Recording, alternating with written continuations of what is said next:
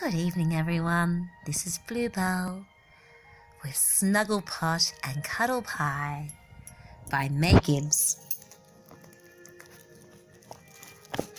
Continuing on, Mrs. Snake appears. Enjoy this beautiful illustration. "It's the same nearly every night," said one nut. "We get no sleep at all." "Well, why not let's just dress up and amuse them," said Cuddlepie. "People can't be cross when they're laughing now, can they?" The nuts and blossoms were delighted with the idea, and everyone set about preparing their dresses. That night, when the moon was up, they danced before the big bears. You could only see one in the picture, but there was one higher up. Well, Mr. and Mrs. Bear were so amused that they laughed, and they laughed so much that Mrs. Kookaburra heard all the fuss. She came down to see. When she saw, she too laughed, and she laughed all night. The bush rang with laughter. When it was over, Mrs. Kookaburra said she would give a wonderful big dinner party in honour of Snugglepot and Cuddlepie. Well, they were delighted, but they said it was a polite fib, for they hated to see snakes and other dead things eaten. Just about this time, Mr. Lizard returned, and hearing what he did and what was afoot, he offered to go snake hunting for Mrs. Kookaburra. "I know where there's plenty," he said. Being a most obliging person, he went off at once, though he'd just been on a long journey. Now, by the time he came back with quite a big bag full of snakes. Mrs. Kookaburra was in raptures. They all sat down for dinner, but not Mr. Lizard. He went to sleep. After dinner, Snugglepot and Cuddlepie went for a long, long walk together. On their way back, a snake popped out of the front door and said, "Aha! Where is your friend?" "Lizard." "I beg your pardon," said Snugglepot. "Who killed my aunt and my mother-in-law and my 3 cousins?" she hissed. "Shh." "I'm afraid I don't know," answered Snugglepot.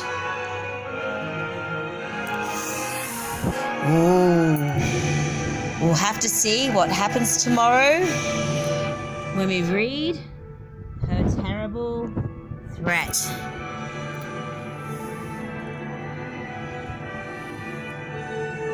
And this was the grand dinner party they had, which looked very fine indeed.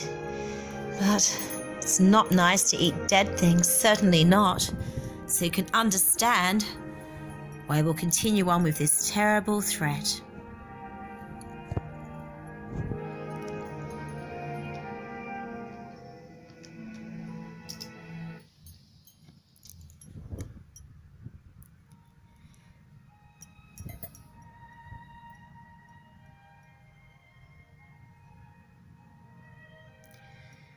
"And who sat by while they were eaten?" she hissed. "Oh, excuse me," interrupted Cuddlepie. "There's something on your lip." "Only my breakfast," shh, said Mrs. Snake. "Poor Mrs. Snake," said Cuddlepie. "You can't afford anything but grass for your breakfast." "I have birds for breakfast," said Mrs. Snake with dignity, "every morning." Remember how they weren't happy about the snakes being eaten? "Oh," said Cuddlepie, "so you eat birds, and so birds eat you?"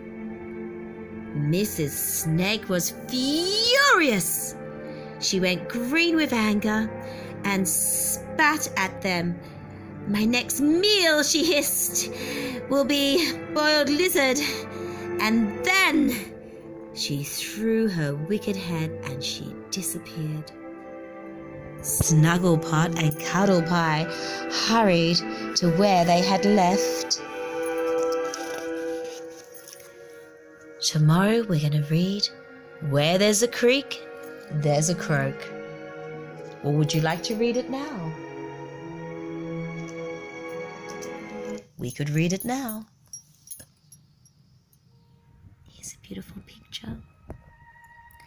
Where there's a creek, there's a croak. He was gone. They'd called out, but no answer had came. They shouted, but still no answer. The snake has got him, said Cuddlepie. Oh, he may not be dead, don't worry, said Snugglepot. And we're going to be boiled, said Snugglepot. Our dear lizard, what shall we do? No, we'll be fine. Then a voice nearby called out, where there's a creek, there's a croak. I know what it means, said Cuddlepie. It means we can ask the frogs. There's a creek quite near, said Snugglepot. Then from out of a bank of the rushes scrambled a big-eyed frog.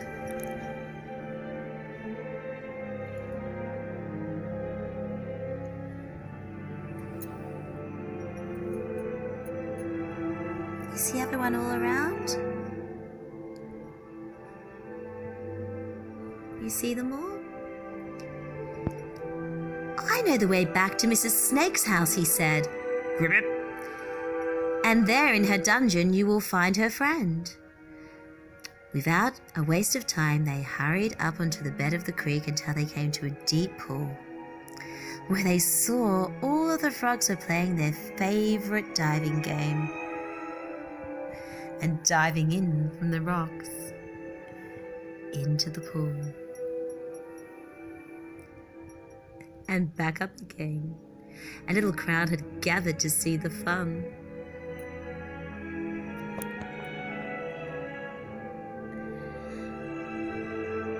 As they neared the pool, Mr. Frog called out to a friend.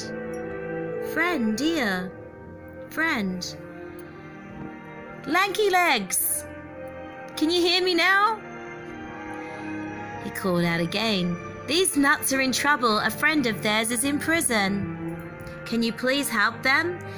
In Mrs. Snake's jungle, will you help? Yes, I will, replied Lanky Legs. Very well then, said the frog. This is Lanky Legs hopping out there. We'll pretend to be in the game in case Mrs. Snake is watching. So you take one nut on your back and I'll take the other. And then we'll go in the water and we'll swim to the side.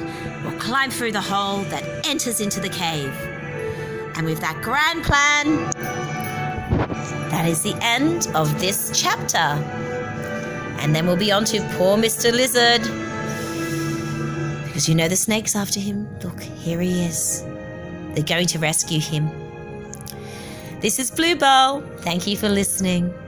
Please subscribe and join me tomorrow for another chapter where we'll be reading Poor Mr. Lizard and continuing on with the wonderful complete adventures of Snugglepot and Cuddlepie by May Gibbs. Thank you once again, kind listeners. Thank you. Good evening.